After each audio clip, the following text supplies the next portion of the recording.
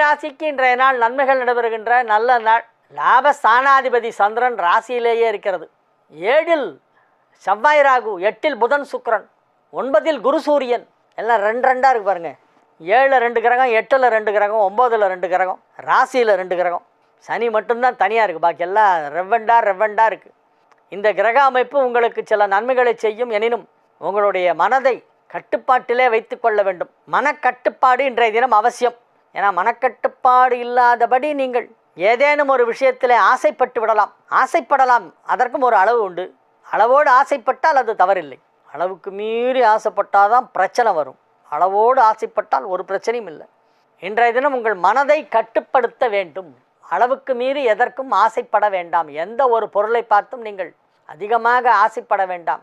எனவே உங்கள் மனதை கட்டுப்படுத்த வேண்டிய ஒரு நாளாக இந்த நாள் விளங்குகிறது. வியாபாரத்திலே நிறைய பணம் வரும். ஏராளமான